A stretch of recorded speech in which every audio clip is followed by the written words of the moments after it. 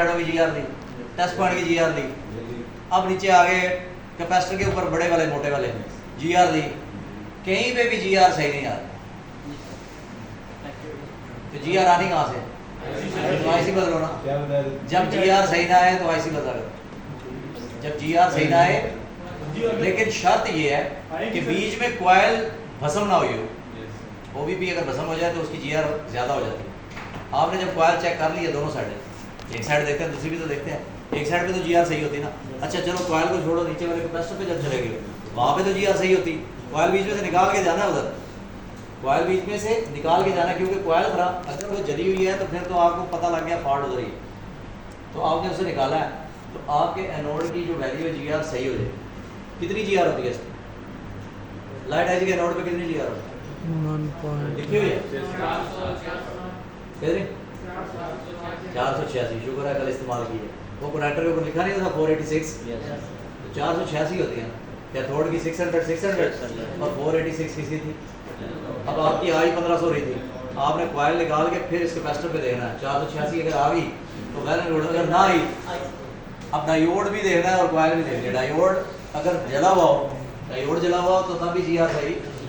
क्यों? सीरीज में लगा होता है, सीरीज में लगा होता है, GR को अफेक्ट कर सकता है। सीरीज में लगा कोई भी कंपोनेंट आपने बाहर निकाल देना, चाहे वो डायोड चाहे वो आपकी कॉइल, आपने दोनों चीज़ें बाहर निकाल के अब भी अगर GR सही नहीं आ रही तो अब आपने क्या करना? लाइट IC बदलना। तो लाइट IC का फॉल्ट एनोड में ही आता है, कैथोड में नहीं आता। और एनोड में फॉल्ट ये आता है कि या तो उसकी GR नहीं आ रही तो जंपर लगेगा, ज़्यादातर कॉइल से डैमेज होता है। अगर टेस्ट पॉइंट का जंपर ज़रूरत है बड़े कैपेसिटर से उधर ले आएंगे।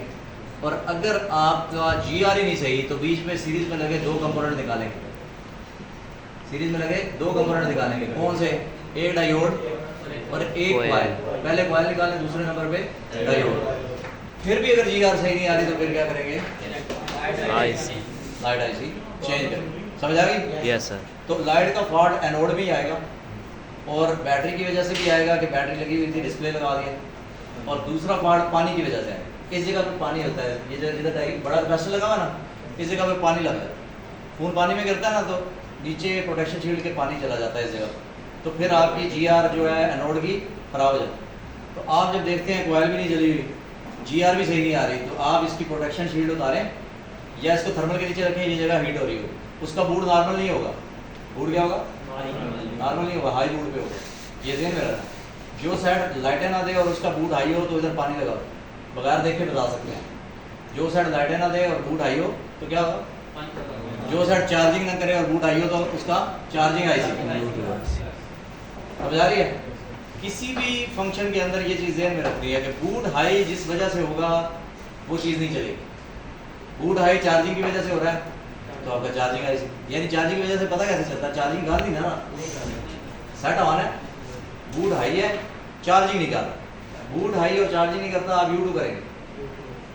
अब बूट हाई है, लाइटें नहीं देता तो क्या करेंगे? लाइट। अब आपने चार्जिंग IC नहीं करना, चार्जिंग कर रहा है तो वो चीज़ शॉर्ट होती है। ये पॉइंट बड़ा गौर तलब है, सारे फॉल्ट्स में काम है।